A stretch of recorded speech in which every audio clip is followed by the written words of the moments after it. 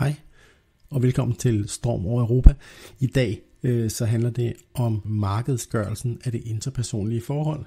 Altså det handler om, hvordan at den måde, vi omgås hinanden på i dag, er meget præget af markedsrelationer i virkeligheden.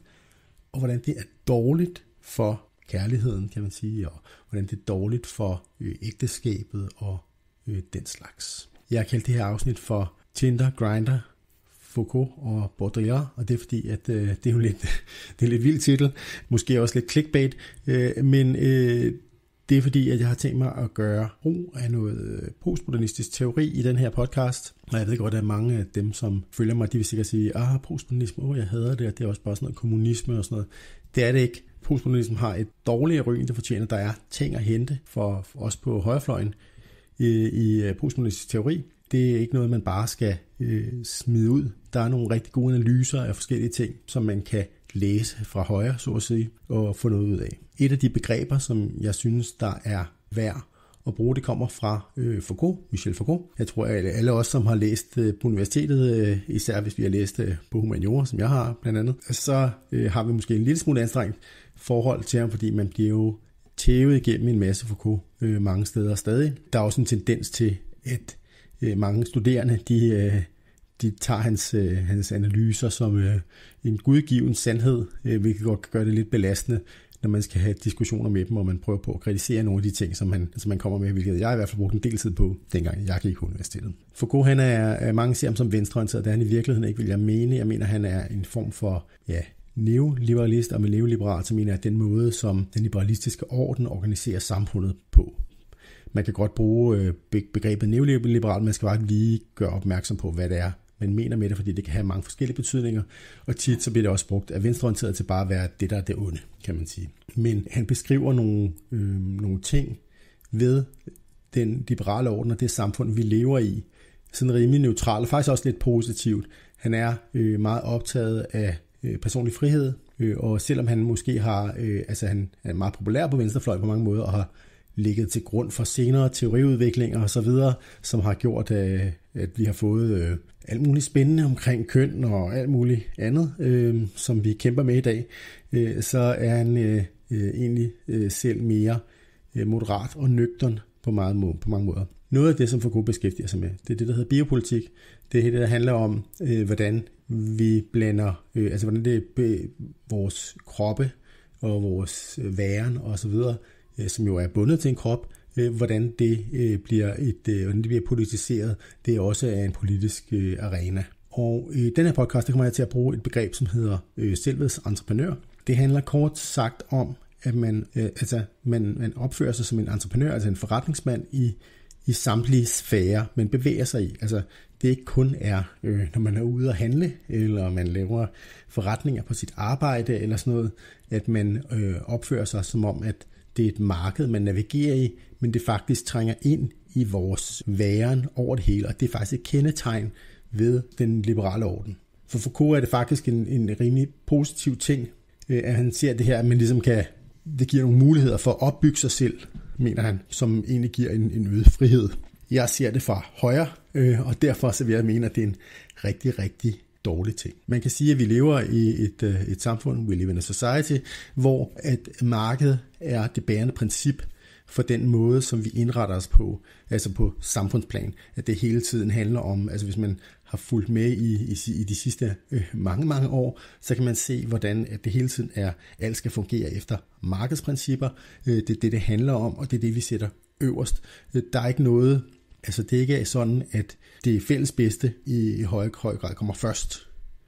Det skal hele tiden afbalanceres i forhold til de her styrende markedsprincipper, og den måde, vi regulerer på, handler også om at tilgodese de her markedsprincipper, fordi vi anser dem for at være bedst og ikke mindst det mest effektive. Og effektivt, det kan det muligvis godt være, men det kommer måske an på, hvad målet er, kan man sige. Men der er ikke nogen tvivl om, at markedet er meget effektivt, og markedsprincipper er meget effektive til for eksempel distribution og alle mulige ting. Det er en god ting, men det er ikke altid, at markedet, ifølge markedsprincipperne, medfører det, der er det bedste for for eksempel særlige grupper eller befolkningen som helhed. Og derfor så kan det være farligt at sætte det øverste. Det er sådan egentlig grundlæggende kritik af det samfund, vi lever i nu, det er, at markedet er det her bærende princip. Men markedet er ikke kun, ikke kun noget, som er det bærende princip for samfundet. Det er også noget, som er blevet en model for interpersonlig adfærd. Den måde, som vi omgås på, og den måde, vi danner parforhold på. Og jeg mener, det har rigtig meget at gøre med den måde, de problemer, vi står overfor i forhold til utrolig mange skilsmisser, og også bare den måde, vi relaterer os til den, det gør, at vi bliver fremmedgjorte over for hinanden. Og det er den usunde måde at relatere til andre mennesker på. Hvis vi nu tager udgangspunkt i noget andet, vi tager udgangspunkt i ægteskabet i kristendommen, der bliver man til et kød, og man bliver forenet i Gud. Altså, det er Gud, det er med at være sammen med Gud, der er nøglen til det fællesskab, som ligger i ægteskabet. Skilsmisse, det er ikke på bordet i kristendommen, selvom at man accepterer det i visse kirker, i hvert fald i de protestantiske. Det er ikke på bordet, fordi det er til døden skiller dig, og det er i medgang og i modgang også. Det er rigtig vigtigt, det her. Det her med, at man er sammen med Gud, det er faktisk en nøgle til det fællesskab, man indgår i med andre mennesker også. Det er ikke en personlig sag at blive gift. Det er et bånd imellem to mennesker, men det involverer først og fremmest Gud, og så involverer det faktisk også alle de andre i fællesskabet. Og der har vi jo traditionelt haft et fællesskab, som var i kirken, og alle var en del af kirken, og alle var en del af det fællesskab. Så der har været en større sammenhæng, kan man sige, i forhold til, at det ikke bare var to mennesker. Men her i det samfund, vi lever i nu, som er sådan hyperindividualistisk, så har vi tabt det fælles. Nu er det bare to individer, der mødes og indgår en eller anden form for kontrakt. Og det er en helt anden måde at se ægteskabet på end tidligere, eller det kan også bare være et forhold, fordi i dag så sidestiller vi jo i høj grad ægteskabet med et forhold. Og det er jo klart, hvis der ikke rigtig er hvis det ikke er andet end en aftale mellem to mennesker, så er der heller ikke rigtig nogen forskel på. Så er der altså på at gå i kirken, og så blive viet, og så på at sige, os to skal vi ikke slå kluden sammen, og så aftaler vi det. Det bliver et kontraktuelt forhold.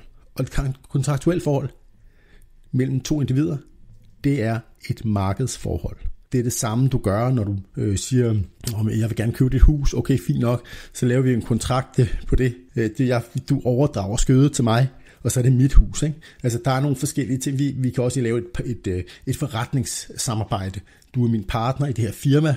Vi deler det sådan og sådan, og så har vi lavet en kontrakt på det. Eller alt muligt andet, man kan bruge som eksempel. Det er meget sammenligneligt med den måde, vi ser parforhold i dag, vil jeg mene. I Europas tradition, der er det interessant at se, hvordan at kærlighed faktisk har været rigtig vigtigt i forhold til, hvordan man har giftet sig i forhold til alle mulige andre civilisationer. Det er selvfølgelig klart, at ægteskabet også har været fordi det har været et fælles anliggende også, så har man også haft, især hvis man har været rig, så har det selvfølgelig været et spørgsmål om, og også om alliancer og alle mulige andre ting og sådan noget. Men faktisk længere nede, der har det været rigtig meget, baseret sig på personlig tiltrækning, når man har giftet sig. Det har slet ikke været ualmindeligt i vores egen tradition.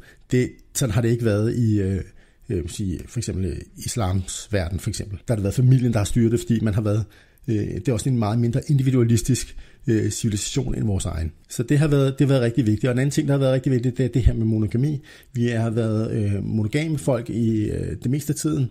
Nogle gange har vi haft, det skulle langt tilbage, så har vi haft monogame ægteskaber, og så har vi måske haft, der har måske været noget med, at man godt kunne have konkubiner eller et eller andet, ikke? Men monogami har været et gennemgående tema i Europas tradition. Så det er altså der, vi kommer fra, kan man sige. Hvis vi går op til det store år for den seksuelle revolution, 1968, så sker der nogle ting der, hvor man siger, okay, altså man kan sige, nu kan vi tage for eksempel, vi kan tage mine egen bedsteforældre for eksempel. De er i begge tilfælde blevet gift, fordi at der var nogen, der blev gravid, og så giftede man sig.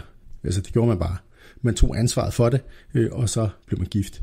Og sådan var det dengang. Det der sker med 68'erne, det er, at de siger, at vi har lyst til, vi vil gerne gøre, vi vil ikke være bundet af pligt mere, vi vil gerne gøre det, vi har lyst til, og vi vil også godt være fri til at have sex og forhold og alt muligt, og nedbryde alle de her ting, sådan så vi kan blive rigtig frie individer. Det ligger jo fint i tråd med liberalismen, som jo stræber efter det frisatte individ. Man kan sige, at hvis du går tilbage til min bedsteforældres generation, så er man stadig meget bundet af pligt. Det var ikke individualistisk.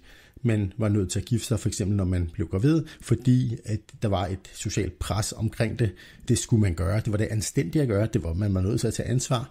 Nu var det sådan, det var. Og så gjorde man det. Men for 68'erne, så bliver det et spørgsmål om, hvad man kan slippe afsted med, kan man sige. Man kan møde nogen, og så kan man have sex med dem, eller man kan indgå et forhold med dem på et eller andet måde, man selv opfinder. Det er op til de personerne selv. Det bliver med andre ord sådan et forhold, som kun er individualistisk baseret.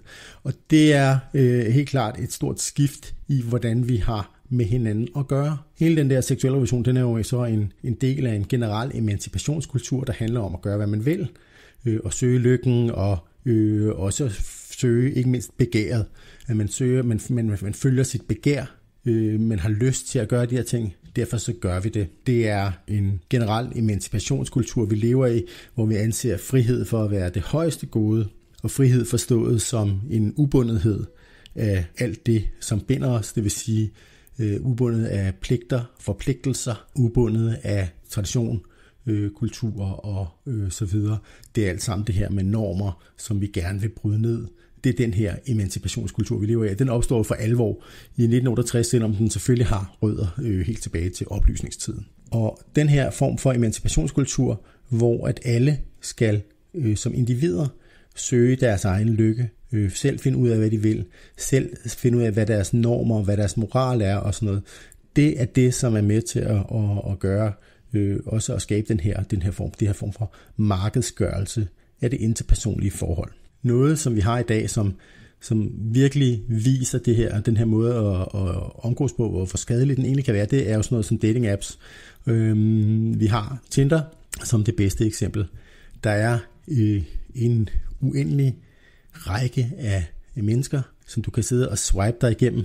Du kan på få sekunder finde ud af, om du skal swipe den ene vej eller den anden vej, og sige, at det her det er godt, det her det er ikke godt, og så videre.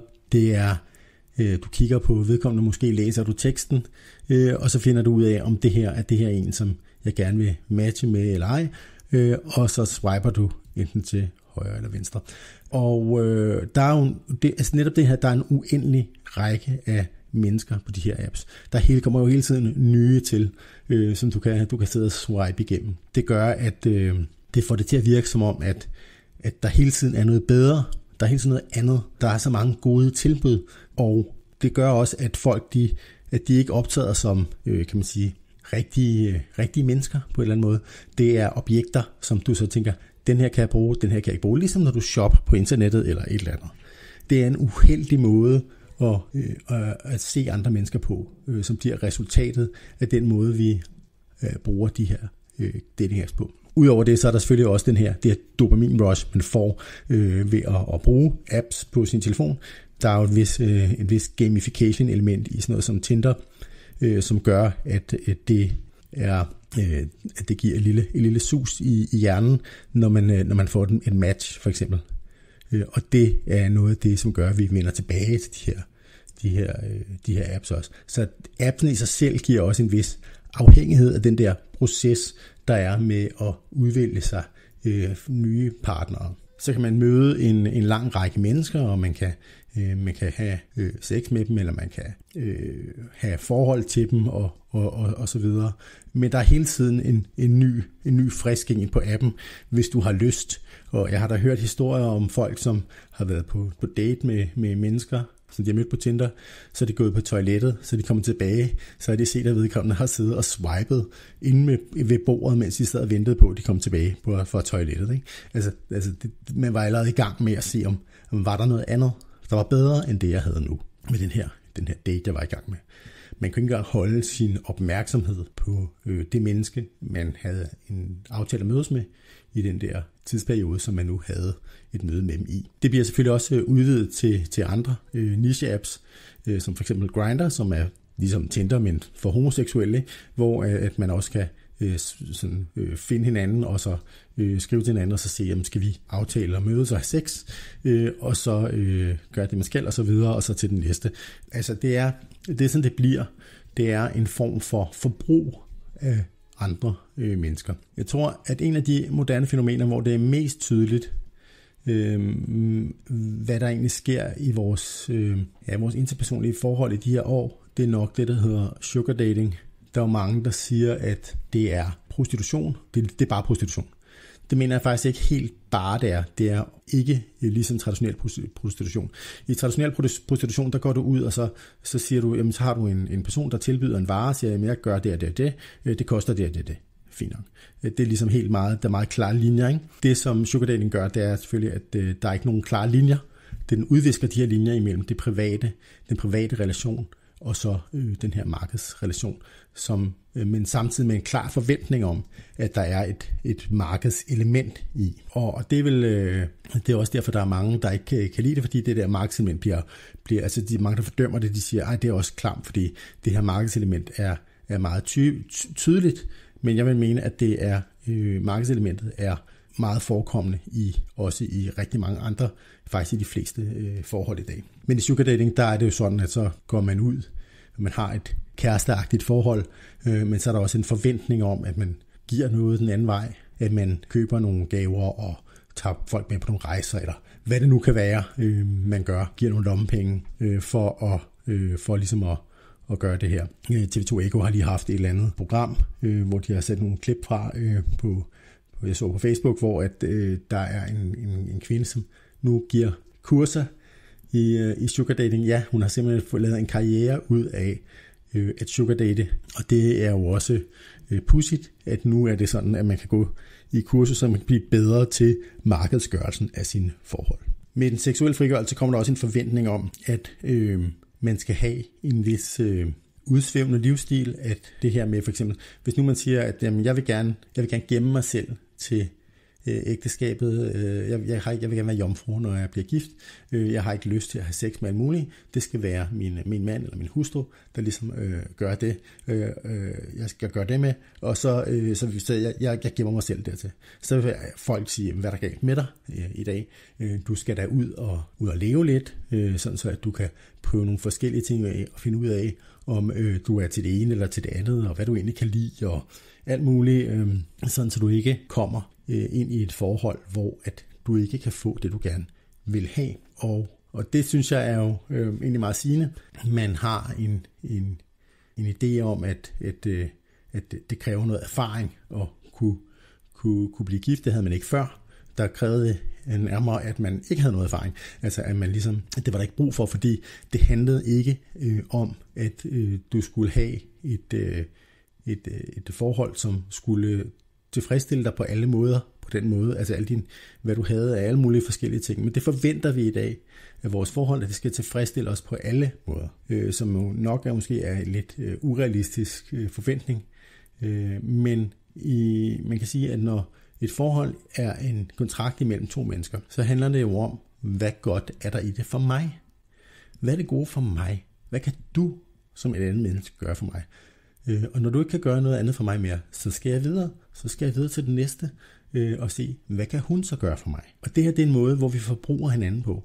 Det er fuldstændig ligesom på markedet, kan man sige. Hvad vil det her? Hvilke fordele har det her for mig? Og hvis der ikke er flere fordele for mig, eller nok fordele for mig, så er det videre. Og samtidig så har vi så også opsat nogle forventninger i forhold til den seksuelle revolution og sådan noget, om at det skal altså være ekstremt vildt, og hvad det går vildt dyr igennem hele vores ægteskab og så videre, hvilket nok er ekstremt urealistisk, kan man sige. Noget af det, der er også med til at sætte de her forventninger op, det er også pornografi, hvor at folk jo har masser af sex, og man kan tilgå det rigtig nemt, og det er over det hele, og rigtig mange mennesker bruger pornografi, og hvis du gør det, så siger jeg, lad være med det. Det er usundt, det er dårligt for dig, det er også dårligt for den, der er med. Brug din tid på noget andet. Det er ikke sundt for nogen at bruge pornografi. Jeg kan virkelig anbefale, at du holder op, hvis du er en, der forbruger den slags. Men det er med til at sætte nogle urealistiske forventninger op også om, hvad sex er. Jeg tror især for unge mennesker, som i dag, altså jeg er jo ikke så ung, Og da jeg var barn, der var pornografi, det var en sjælden ting. Der var måske nogen, der havde fundet fars pornoblad eller et eller andet, hvis han havde sådan nogen, og så kunne man lure sig til at kigge i dem, eller sådan noget, eller nogen, der havde fundet noget i en skraldespand eller et eller andet. Men altså, det var ikke noget, som var almindeligt tilgængeligt. I dag, så er det jo sådan, at børn på 10-11 år, og måske yngre, de finder hurtigt ud af, hvordan det sker. Altså, man kan på internettet finde alle mulige ting, og så sidder de og kigger på nogle ting der, og det kan være nogle ret vilde ting, og de kan også ret hurtigt udvikle når de så bliver lidt ældre, en afhængighed af pornografi. Og det skaber altså ikke et godt billede af, hvordan sex foregår, men heller ikke i forhold til bare de interpersonlige relationer, man har. Man tænker måske, at man gerne vil prøve at have sex med rigtig mange, fordi sådan har de det jo i pornografi, og det er jo også noget, man skal. Der er også en forventning om, at man skal have sex med flere i hvert fald. Måske ikke mange, men med flere, man ikke bare skal holde sig til det monogame eller den samme person hele livet. De her forventninger omkring, man siger, at der er noget bedre derude, både som man kan se i forhold til, når man bruger dating apps som Tinder, og når man ser pornografi og alle mulige ting, og måske også bare i det hele taget ser mediebilledet af, hvordan der bliver skrevet om dating og sådan noget, det giver en form for FOMO, altså fear of missing out, at man bliver bange for, at nu har jeg bundet mig til den her person. Måske er der noget bedre derude. Samtidig så kan man sige, at vi har også en forventning, altså den her emancipationskultur siger også, at man skal realisere sig selv, man skal være sit autentiske selv, og sit autentiske selv, der bliver ofte tolket som, at man skal følge sit begær, man skal gøre, hvad man har lyst til, og at andre mennesker, de ligesom kan nemt blive en forhindring til det. Det er jo klart, at hvis du er gift med en person, og du så tænker, wow, hende der Lone fra kontoret, hun er egentlig en fræk lille sag, og jeg har lyst til hende, eller du er måske lidt forelsket i hende, eller et eller andet, og så vil du gerne forfølge det, jamen så er din hustru jo i vejen for dig. Og det bliver svært at hvile sit ægteskab, hvis det bliver legitimt at forfølge de her andre ting. Og det er det i dag. Det er legitimt for os at forfølge de her ting. Og det tror jeg faktisk ikke er sundt. At vi tænker, at det er okay, at vi ligesom, så dropper vi ligesom det, så vi kan forfølge det andet. Det er selvfølgelig ikke legitimt at være utro på den måde, det tror jeg ikke, de fleste vil synes, men det her med at sige, så vil jeg skilles, og så kan jeg gøre det her, det er noget, vi anser for at være helt legitimt. Det må jo være et spørgsmål imellem de to mennesker, der har indgået en frivillig kontrakt, altså et markedsforhold om at være i et forhold med hinanden. Der er det anderledes i det kristne ægteskab, for eksempel, fordi der er det ikke bare et forhold mellem dig og den anden, der er det et forhold mellem dig og den anden og Gud. Og Gud, ham har du lavet et løfte til, hvor du har sagt, til døden og skiller, og i medgang og i modgang. Men her kommer altså den her individualistiske emancipationskultur og siger, jamen det her, det er ligesom bare noget, vi har aftalt, og en aftale, jamen den kan man jo altid bryde, hvis den ene part ikke gider mere. Her kommer jeg til at tænke på Rasmus Ulstrup, han er politisk konsulent i Nye Borgerlige. Han har skrevet en lille bog, der hedder Tidens Tegn. Den er fin, den kan jeg anbefale, som handler netop om det her med emancipationskultur. Og han har været gymnasielærer, og et eksempel, som han bruger, det er, at han snakker med sine elever, og så spørger han, så siger han, jeg tror eksemplet går sådan her, at man skal ud på,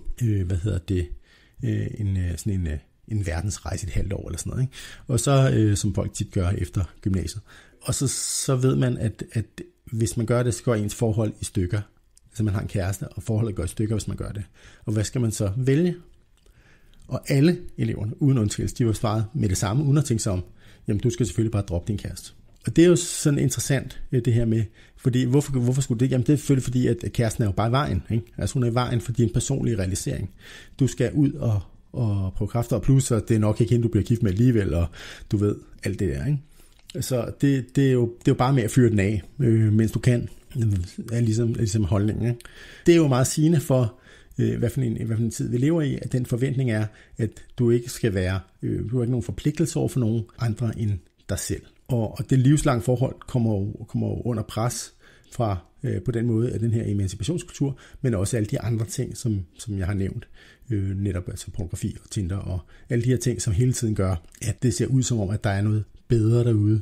I hvert fald noget, der kan give dig en god, umiddelbar følelse, selvom det måske ikke kan give dig en god følelse i det lange løb. Så forhold, de er ikke rigtig længere et fællesskab på den måde, men bliver derimod til en form for forretningsaftale. Altså det handler som sagt om, hvordan den anden er til nytte for mig.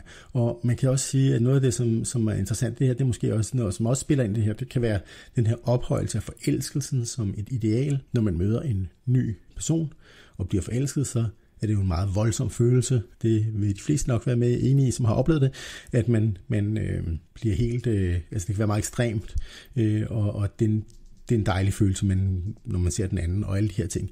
Det er jo meget fantastisk alt sammen, men det bliver ligesom ophøjet som sådan et ideal. Man skal jo hele tiden have den her gnist i forholdet. Det skal være det, man går efter. Og nu er det jo bare sådan, at forelskelser, de lægger sig jo altså ret hurtigt. Det var et stykke tid, og så holder hjernen op med at sprøjte de her dejlige kemikalier ud, og så bliver det hverdag. Og så er det, at den varige kærlighed skal tage over. Og det er noget lidt andet. Der er en tendens måske til, at man hele tiden søger den her forelskelse og det her kick, som det giver i serotonin-kick, som det giver den her lykkefølelse, som forelskelsen den kan give. Og det er jo måske også noget af det, som man jager. Og der er jo mulighed for det, kan man sige, fordi det er accepteret, at vi lader os skille, og at vi bare kan give op, at det er okay. I ægteskabsritualet, der taler man jo om i medgang og i modgang, men det forekommer mig rigtig meget, at noget af det, vi ser i dag, det er, at det måske handler om, at det er mest i medgang, at vi holder sammen. Altså så længe, at aftalen på en eller anden måde kan opretholdes. Det er jo sjovt, fordi at det er jo ikke sådan, at folk de sætter sig ned og siger, at jeg vil have de her ting af et ægteskab. Jeg vil have så meget sex, jeg vil have så meget. Altså, det er jo ikke sådan, jeg siger, når jeg tænker, at det er en forretningsaftale, så er det ikke. Men det er mere den her måde at se det på, som om, at det skal være til nytte for mig. Men et ægteskab, hvis du er gift i mange år, så vil der altid være perioder, vil jeg mene i hvert fald, hvor du vil møde den her modgang, at det vil være svært, og det måske ikke fungerer helt, som man ønsker det, eller så videre. Og så kan man jo gøre det, at man finder ud af det sammen. Men det er ikke altid den vilje af dig, fordi det kan være, at de krav, man har, de er måske så urealistiske, at det kan realiseres sammen med den partner, man har. Så i stedet for, netop fordi at ens krav, de kommer fra ens selv, og de handler om, at man skal realisere sig selv, og ikke at man skal indgå i en meningsfuldt fællesskab med sin partner, så ender det med skilsmisse. Fordi din partner kan jo aldrig blive frække nogen ned fra kontoret, for eksempel. Det kommer ikke til at ske. Det er nogle andre ting, som din mand eller kone kan. De er dem selv, og det er dem, du har valgt. Det bliver tit en urealistisk stræben efter et eller andet, at man vil have, som man ønsker, og det kan man så ikke få. Men heldigvis, så har man jo som individ frihed til at gøre det, tænker man, og så gør man det.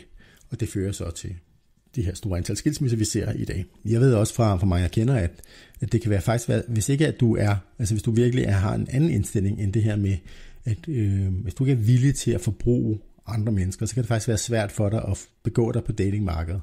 Hvis du egentlig er på markedet for at finde en partner, som du skal leve med resten af dit liv, en som har nogle gode værdier og sådan noget, så kan det være rigtig, rigtig svært ved fra både unge mænd og kvinder, jeg kender, at det er det er lidt en kamp. Fordi at der er ligesom forventning om, at jamen, så mødes vi, og så knaller vi, og så går vi hver til sit, eller et eller andet, ikke? Eller også vi mødes og knaller og ser, hvad der sker. Et eller andet i den stil. Altså det er sådan lidt...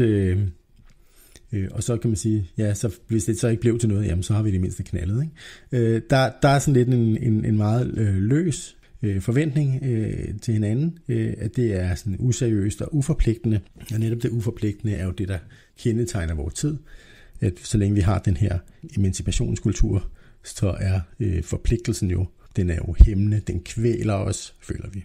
En af de ting, jeg har tænkt på, det er i forhold til det her med postmoderne teori og sådan noget, som jeg startede med, det er, at det måske kan ses som, altså jeg ser de her postmoderne idéer som nogle gange som nogle værktøjer, man kan bruge til ligesom at kaste lidt lys over forskellige ting, og vi kan jo godt bruge dem på højrefløjen også til at sige, jamen, altså hvad er det her for et fænomen, vi har med at gøre?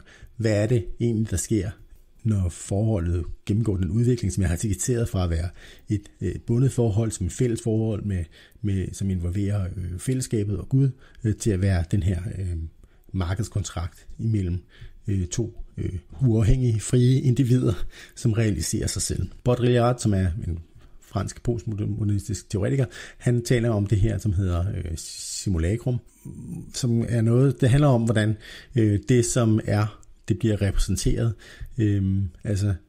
Hvad er det? Der er jo, man har noget, som er, og så har vi et tegn, der repræsenterer det. Og forholdet imellem de to ting, det er det, han taler om i det her simulacrum. Der taler han om, der i det præmoderne, der er der altså et forhold mellem det, som man tegnet, og så det, som det reproducerer. Og der sker så noget, når det begynder at have det industrielle samfund, der begynder vi at have masseproduktion. Og så lige pludselig kan vi lave rigtig, rigtig mange kopier af ting. Så har vi en original, og så masseproducerer vi kopier af den her original. Så det er forskel i forhold til før, hvor at du ikke kunne masseproducere ting. Og så har vi så her endnu i det samfund, vi lever i nu, så siger han så, at simulationen er faktisk før originalen, og der er kun simulationen. Så det er ligesom de tre faser, han gennemgår. Og jeg tænker, at på en eller anden måde, så bilder vi os selv ind. For eksempel, vi har jo stadig noget, vi kalder ægteskab og sådan noget, men det er ikke, altså man kan sige, i det præmoderne, der reproducerer ægteskabet jo et guddommeligt forhold. Det er det, man simulerer i ægteskabet og reproducerer. Og der er et forhold, vi ved det, fordi Gud er med i vores ægteskab, også når vi indgår det og så videre. Det vidste man på det tidspunkt, ikke? Men her i dag, så er det ligesom om, at man kan sige, så har du masseproduktionen i det moderne samfund, hvor at du begynder at have flere forhold efter hinanden, og til sidst har du den her, men hvor du stadig måske prøver på at simulere det oprindelige ægteskab på en eller anden måde. Og så til sidst her, så har vi her, hvor at simulationen kommer før kanalen, og vi kun har simulationen. Altså de forhold, vi har, er på en eller anden måde en kopi af noget, men originalen eksisterer ikke. Det er vi har fjernet os rigtig, rigtig meget fra det, som et menneskeligt forhold er, vil jeg mene. Men vi kan ikke kende forskel på simulationen, og så på, hvad et menneskeligt forhold bør være. Og det er det, som Baudrillard han kalder for hyperrealitet. I hyperrealiteten, og det er også noget, der bliver brugt af mange andre, det er der, hvor vi ikke kender forskel på det, som er simulation, og det, som er virkelighed. Og for mig at se, så er det jo klart, at virkeligheden, det er det sande forhold mellem mand og kvinde og Gud i ægteskabet. Og så har du det her, den måde, vi omgås hinanden nu på, hvor vi søger efter kærligheden, fordi det er jo det, vi gør. Og så indgår vi de her forretningsmæssige forhold, men på en eller anden måde, så er det svært for os at få dem til at fungere, fordi de indeholder ikke det, som et virkeligt forhold gør. Det er bare en simulation, vi laver, men vi kan ikke kende forskel på det, som er virkeligt og uvirkeligt på simulationen og virkeligheden, og det er derfor, vi kikser. Det er i hvert fald en lidt sjov måde at se det på, kan man sige, ved at prøve på at inddrage nogle af de her perspektiver fra postmoderne teori. Når man snakker om markedssamfundet, så bliver det jo rigtig meget sådan noget med, netop det, jeg snakker om i starten, det her med, at det styrer vores politiske verden. At det handler om, at det hele tiden er markedet, der kommer før hensynet til, altså nogle sociale hensyn for eksempel, eller hensyn til folk og kultur og identitet og alle de her ting. Det er vigtigt at forstå, at i den liberalistiske orden, der ophøjes markedsprincippet til den ultimative maxime, kan man sige, som gennemsyrer vores liv i en sådan grad, at det påvirker vores personlige relationer. Jeg kan slutte af her med at snakke lidt om om noget, som har været en stor debat. Det handler om samtykke. Feminister og så videre, de snakker rigtig meget om det her med samtykke. Og det, som de egentlig fokuserer på, det er ikke om, hvad der er godt eller hvad der er dårligt. Altså for eksempel, er det godt, at man har sex med mange, eller er det dårligt, eller hvad er det? Altså hvad er de her ting, hvad betyder det for samfundet, hvad betyder det for dig som menneske, alle de her ting. Det snakker man ikke om. Man snakker udelukkende om, om der er samtykke eller ej. Og det, som de egentlig taler om, det er jo et kontraktuelt forhold imellem mennesker. Og når man laver en samtykkebaseret lovgivning i forhold til voldtægt og så videre, så handler det også om at sige, at det vi er interesseret i, det er der et kontraktuelt forhold imellem de her to mennesker i form af et samtykke, og holder kontrakten hele vejen igennem forholdet, og så videre, og så videre. Det er som... Altså det er jo meget venstrefløjen, som de her ting kommer fra. Men venstrefløjen har, som jeg tit siger, i rigtig, rigtig høj grad indtaget de her liberale positioner på rigtig mange områder. Og der mener jeg også, at i forhold til samtykke og så videre, som det er afgørende, så har de også indtaget den her idé om, at det, som er vigtigt, det er det kontraktuelle forhold. Altså markedsforholdet. Er det sådan, at der er noget godt i det for begge parter, og derfor så er der samtykke, eller er det sådan, at det ikke er... Altså det bliver reduceret til det, at det handler om. Men sagen er jo, at et interpersonligt forhold er jo komplekst. Det kan ikke reduceres til et markedsforhold. Der er mange ting, som man bliver blind for, hvis man kun tænker på, at det her er der en gyldig kontrakt eller ej. Det bliver fattigt, og det er en fattig måde at se forholdet mellem mennesker på. Men det er ikke desto mindre der vi er. Så hvordan kommer man videre derfra? Altså jeg tror i hvert fald, at hvis man er et menneske, som er måske mere traditionelt minded eller et eller andet, så må man nok sige, at så står man svagt i datingverdenen i dag, og det kan være svært for os alle sammen at komme udenom de her ting, som der præger vores generelle samfund. Det påvirker os alle sammen. Vi kan ikke slippe væk fra det på den måde, men vi kan blive bevidste om det, og så kan vi prøve på at ændre vores adfærd, så vi ikke ligger under for det mere, eller i hvert fald ikke i lige så høj grad. Det her med at, altså som jeg sagde før, en god ting, det er at lade være med at bruge pornografi. Jeg vil også sige, at prøv at gå og bruge de her dating apps. Jeg tror ikke, det er sundt, det her med, at der ligesom, jeg tror, det gør noget dårligt ved dit sind, at du sidder og swiper, og så er der det ene stykke kød efter det andet. Det er en dårlig måde at se mennesker på. Jeg tror, det er, hvis man bruger dem, skal man i hvert fald være meget bevidst om de her ting, og minde sig selv om det. Det er sådan, jeg kan godt se, at hvis man skal møde en partner i dag, så er det jo meget på de der apps, at det foregår. Det er som det er. Man kan altså også gøre nogle andre ting, og det er, at man kan selvfølgelig gå ud de steder, hvor der er mennesker, som måske deler nogle andre værdier end dem, som er mainstream i samfundet. Det kan man jo altså, der er nogen, der siger, prøv at komme i kirken, eller et eller andet, ikke? Altså nu mener jeg så ikke, at man skal komme i kirken for en eller anden dating, en eller anden datingcentral, det er det ikke. Men man møder jo selvfølgelig andre mennesker, når man kommer sådan nogle steder, og det kan jo godt være, at det er også der, at man møder sin kommende mand eller kone. Det er ikke. Det sker i hvert fald ofte. Så der er nogle forskellige muligheder, eller foreningslivet, eller alle mulige andre steder, hvor man kan møde folk i den virkelige verden, og indgå i et forhold på en mere, kan man sige, naturlig og mindre mekanisk måde, end man gør på de der dating apps.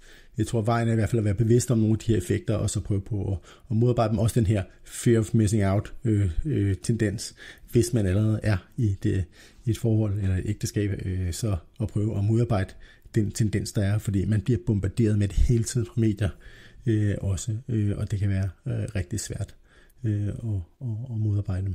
Liberalisme har en opløsende effekt, både på samfundet, men også på en af de vigtigste strukturer i samfundet, som er, eller måske den vigtigste struktur, må det vel være, som er familien. på den måde, at der hele tiden handler om tilbud, som man kan sige ja eller nej til. Der er hele tiden masser af tilbud, og det er kun op til dig selv, hvor du sætter grænsen. Det er det, som ligesom gør, at det kan være svært for mange at modstå den fristelse, som der ligger i, at der hele tiden er noget andet derude. Og det kunne jo være bedre, men bedre udset ud fra hvad? Ja, du kan jo læse enhver Dameblads artikel om, at du har ret til en god orgasme, eller alt sådan noget, du ved, ikke? Eller for mænd, at de ser pornografi, så tænker jeg, sådan noget sex vil jeg også have, eller sådan noget. Det er mange af de her ting, som typisk gør, at folk bliver skilt faktisk. Det er det her, der mangler spænding. Det er kedeligt, det er for meget der på steg, siger de. Det er jo også noget, man tit, hvis du læser artikler i Damebladet eller aviser, så siger de, hvorfor blev vi skilt? Ja, det var blevet lidt for kedeligt, det var bare børn, der blev den daglige trumrum, og jeg synes, der manglede et eller andet. Altså, man vil have den her spænding, og man forventer, man finder ud af, at det kan man ikke få hos sin partner, fordi at det her, der har man bundet det op på sin familie, som man skal tage sig af, og så tænker man, min vigtige selvrealisering er vigtigere, og så ender det desværre galt. Og så går det for rigtig, rigtig mange af os. Og problemet, synes jeg også her, at det er måske, der ikke bliver sat spørgsmålstegn ved det, når vi gør det. Altså det er sådan ligesom accepteret, at selvfølgelig gjorde det, fordi det kunne ikke gå anderledes. Det ligger vi alle sammen under for. Og det starter jo allerede ved starten af forholdet, kan man sige, når vi siger, at forholdet ikke nødvendigvis er for evigt, men at forholdet er så længe, at vi finder det nyttigt for os begge to, så længe at forretningsforholdet er gensidigt belønnende. Men forhold er ikke altid gensidigt belønnende hele tiden, og det er jo nok det, som man skal være klar over, men vi har en form for hedonistisk, individualistisk samfund, hvor vi skal hele tiden have det max. Det skal hele tiden være fedt, og alting sådan lidt modgang, det kan være svært for os at håndtere. Så markedsgørelsen er altså noget, som vi hele tiden skal være opmærksom på, ikke kun i den ydre politiske sfære, men også i hvordan det påvirker os som mennesker, fordi det kommer ind som luft nærmest. Vi lægger ikke mærke til det. Det omgiver os i en sådan grad, at vi faktisk næsten ikke tænker over, at det er sådan, vi agerer. Og her vil jeg lige vende tilbage til Foucaults begreb, selvets entreprenør, altså det her, det er sådan, man tænker på nogle af de ting, jeg har snakket om her. Jeg vil se, hvordan at vi ligesom sætter os selv op til at være entreprenører, hvordan vi hele tiden laver de her markedstransaktioner med andre mennesker. Det kan også være venskaber sådan set, der fungerer på samme måde, hvor vi ikke har trofaste venskaber, men vi kun er venner så længe, at det giver os noget. Det ser vi jo også, når for eksempel folk bliver syge, og så lige pludselig så vender deres bedste venner dem ryggen, eller hvis der er en ven, der ændrer sig på en eller anden måde, og så tænker jeg, nej, nu giver det mig ikke noget mere, så fuck that guy. Og det er jo også en form for måde at have et markedsforhold. Altså hvis man vil have et dybe forhold til mennesker, så kræver det også, at man ser det for mere end en umiddelbare tilfredsstillelse, der er nogle gange, så er man også nødt til at give noget, uden at få noget igen i forhold til andre mennesker. Men selvets entreprenør ser ikke sådan på det. Der er det hele tiden, what's in it for me? Hvad er det for en cost-benefit-analyse, man laver i forhold til samværet med andre mennesker, og i forhold til de mennesker, man vælger at have et forhold til. Det var alt for den anden gang. Vi ses.